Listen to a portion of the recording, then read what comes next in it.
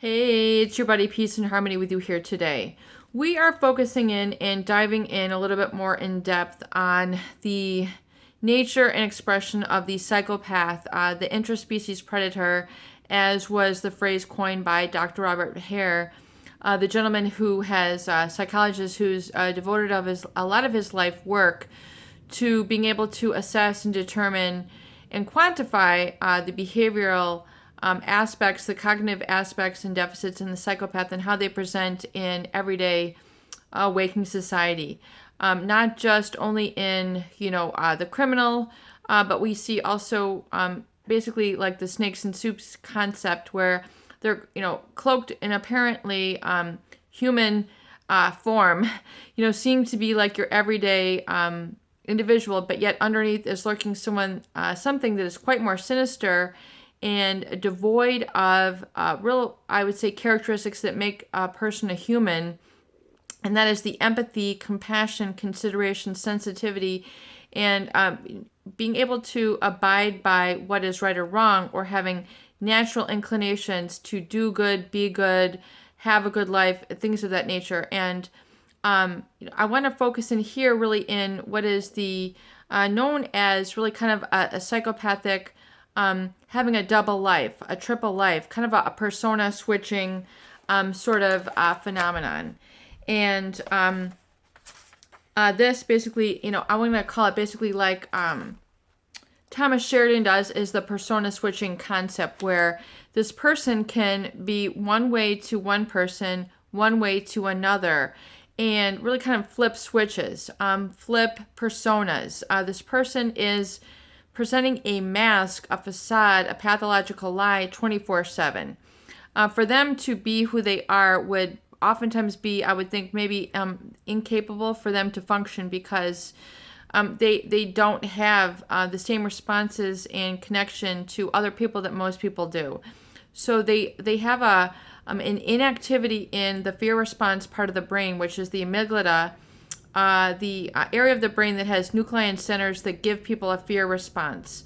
Would basically, when people would think of committing a crime, they would go, no way, I'm not going there. They would stop themselves. They would get the heebie-jeebies in the stomach, the butterflies. They'd start sweating. They'd start palpitating. They just go, no, I'm not doing that. Now, the psychopath really does not have that same gut reaction. They're just like, let's go for it, yeehaw. I'm doing that. I want that. They basically catapult. They just blaze right through. They just steamroll. Oftentimes they as they grow and evolve, some of these psychopathic individuals begin to perceive this lack of fear, this reduced activity in the amygdala as a gift, and they tend to then. This then tends to couple them with the feeling that those people who do have empathy, connection, love, generosity, want to make the world a better place, have people get along, work out, live in the solution, they tend to perceive these people as weak. And so basically they were going to target these people who have an abundance in these abilities, these strengths, these emotional qualities. Number one, because they can take advantage of them and they can basically get through their filter, because these people tend to believe that all people are good in the world and everybody has some good, and even though you committed this and this, I'm going to look into the good part of you. So they tend to target, it's just like easy pickings for them to be able to get into people who have this love nature, or I see the good in all people sort of nature. And so they're going to get through their filter right away, where someone other who had like been around the block a little bit more would have gone, no, I'm not, being with this person because I am attending to something is not right by the things that they do, things that they do and say and their reactions. There's something off with this person and I'm not going there. They know it instinctively, or they just know. They have kind of a guard up. They have an awareness that I'm not fooling around with that Joe or that Sally. It's something you just know. It's something you get in your gut, in your instinct.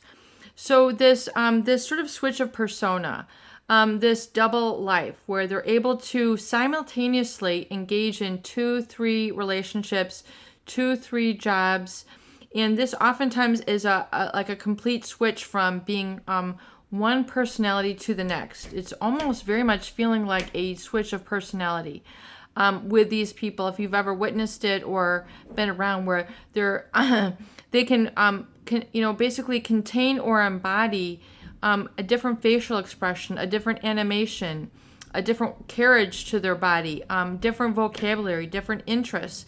They can pick up information right away that they're going to use to basically, present to this person. So, for example, if there's someone that they want to, date or get together with or work with who is very into politics or a specific culture, they can study and then be that right away and then connect with them on this level and be this sort of political inclination. And then they can turn around into another person who has a whole different composite to their personality or value system or inclination. They can be that way to them. And so you see this double and triple life where they're basically presenting nothing but a facade and a mask to all these different people. And, there's no really one person underneath. There is nothing but a confabulation of lies and persona and mask to each of these people. And basically they just keep it propped up 24/7. And this is just how they get by in their life.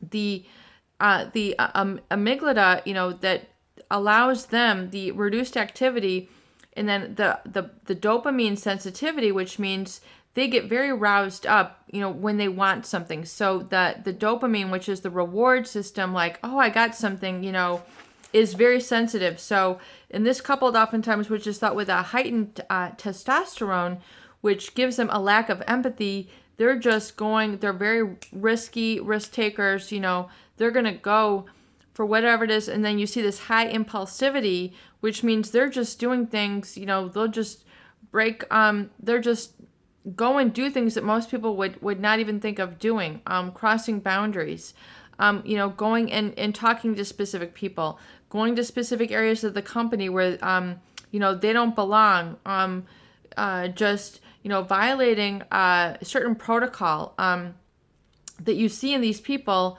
that is part of their heightened impulsivity.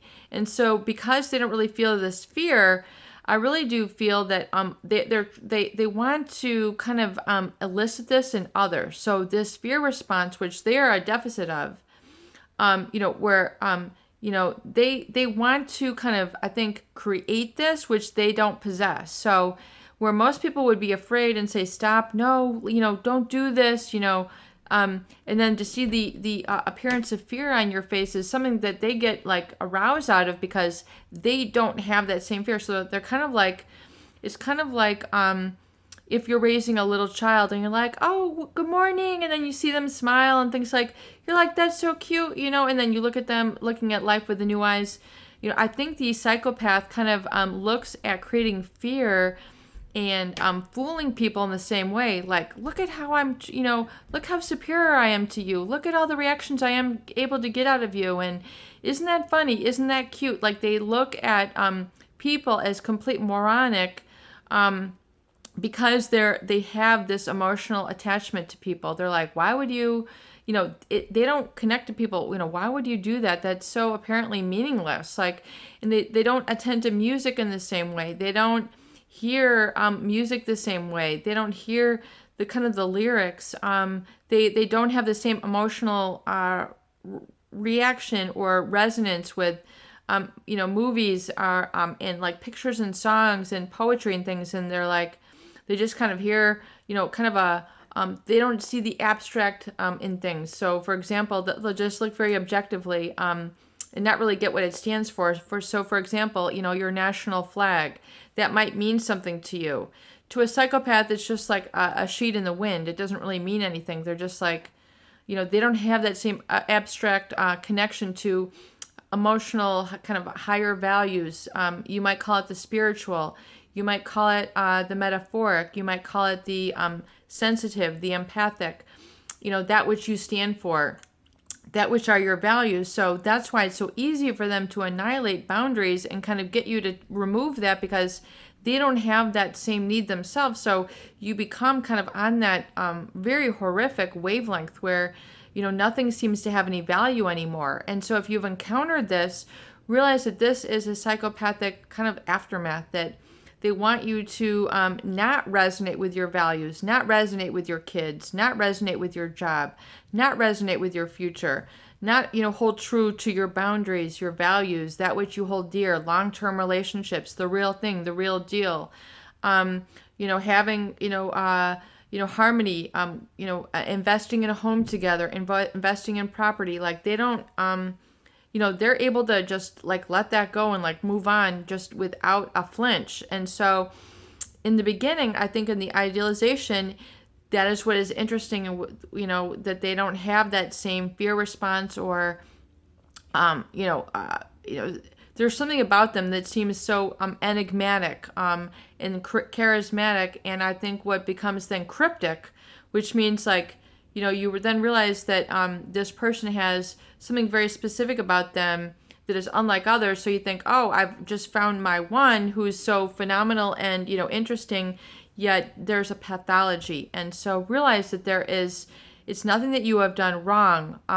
Forgive yourself for, what you have gone through. And furthermore, really focus on how important it is for you to embrace the wonderful richness of the emotional substance that makes you human and you, and hold dear to that, hold fast to that, because that's going to be the seed of your healing.